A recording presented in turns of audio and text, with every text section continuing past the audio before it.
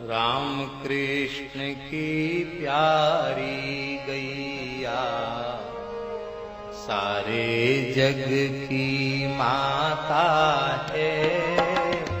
राम कृष्ण की प्यारी गैया सारे जग। महाराज अब आप ही बताओ कि इस कालकूट विष से भी भयंकर विष जो संसार विष है, इस विष से बचने का उपाय क्या है?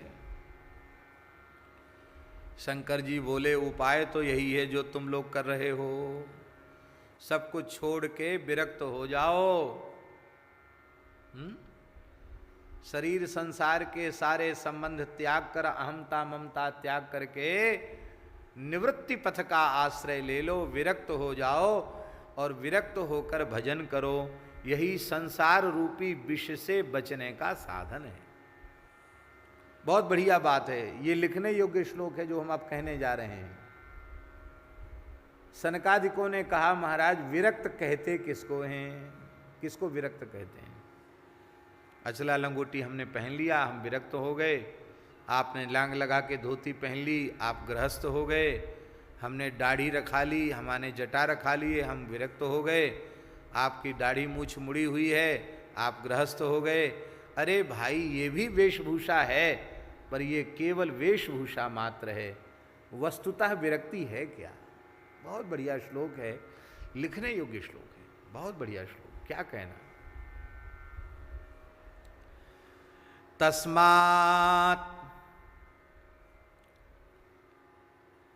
दृष्टानुश्रवकम दुष्ट मृत्युभयात्मकम संत्यजेत सर्वयत्नेन विरक्तः सोभिधीयते। क्या बढ़िया श्लोक है। कहते इसलिए इस विरक्ति भाव को स्वीकार करने के लिए सबसे पहले सद्गुरु के चरणों में जाना चाहिए। जा करके उनकी सेवा करते हुए दीर्घ काल तक सत्संग करना चाहिए। दीर्घ काल तक सत्संग करने से क्या होगा? बोले दृष्टानुश्रविकम दुष्टम। संसार दिखाई पड़ रहा है, हमारे सामने उपस्थित है।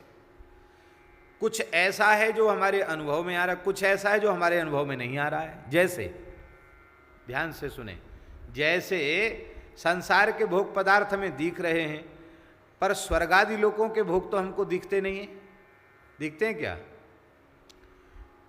शास्त्रों में हम सुनते हैं स्वर्गादि लोकों का वर्णन, तो उससे अनुभव करते हैं, बाकी वो हमको दिखते नहीं हैं।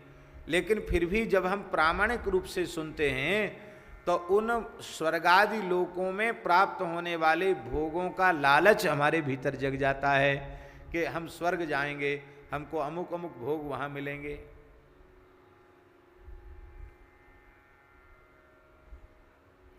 ये स्वर्गादि का लालच सभी मत पंथों में है। यवनों के यहाँ भी, वहाँ तुम्हें हूरें मिलेंगी, वहाँ तुम्हें चश्म मिलेंगे, वहाँ तुम्हें ये मिलेगा, वहाँ तुम्हें वो मिलेगा। ये सब उनके ग्रंथों में भी लिखा है। ऐसा करोगे तो तुमको ऐसा मिलेगा, इतनी हूरें मिलेंगी, जिहाद करोगे तो ये करोगे, तो ये सब उनके यहाँ भी लिखा हुआ है। किसी ढंग से लिखा हो, पर उनके यहाँ भी लिखा है।